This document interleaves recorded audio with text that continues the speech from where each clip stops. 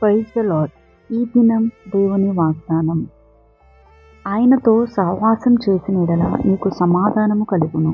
యోబు గ్రంథము 22వ అధ్యాయము 21వ వచనము.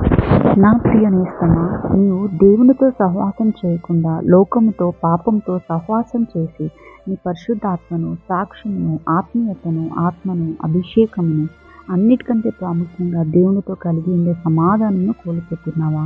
అయితే మరలా దేవునితో సహవాసం చేయుట ప్రారంభించు. ఎలా అంటే, నువ్వు ఆత్మ కలిగిన మనసు కలిగి ఉండాలి, నువ్వు ఐశ్వర్యం కలిగిన మనసు కలిగి ఉండాలి, నీవు ప్రార్థన కలిగిన మనసు కలిగి ఉండాలి. అప్పుడు ఆయన నీకు సమాధానమును కలుగజేయును.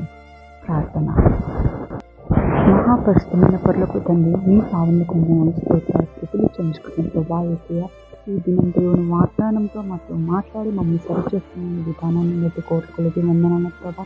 తప్పిపోయిన కుమారుని రక్షించాలి నా ప్రభా. సమాధానము సహవాసం కోల్పోయిన మమ్మల్ని కూడా నా ప్రభా అదేవిధంగా నీ వాక్యంతో అనుదినం మాతో మాట్లాడి మమ్మల్ని సరిచేస్తున్న నీ ప్రేమను బట్టి వందనాల ప్రభా. ఈ వాగ్దానం ఎవరెవరైతే రిసీవ్ చేసుకున్నారో నీ ఆత్మ, నీ అభిషేకం, నీ సన్నిధి, నీ కాపుదల, నీ రాజ్యం వాళ్ళు చూపించండి.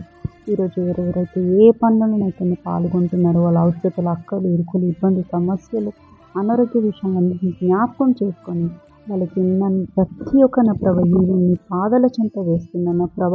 మేలైనది ఇవ్వండి, కీడైన తీసివేయండి నా ప్రభ. నీ ప్రేమలో సాగిపోతే, నీ కృపలో సాగిపోతే, నీ సువార్తను ప్రకటించే తలాంతిని ఇంకనూ దయచేయమని నమ్ముట నీ వల్లైతే నమ్మినట్టు సమస్తము సాధ్యమైన విశ్వాసంతో యేసు అతి పరిశుద్ధ నామములో ప్రార్థించి పెట్టినాడు. ప్రేమతో వేడుకుంటున్నా నా ప్రియ తండ్రి. ఆమేన్.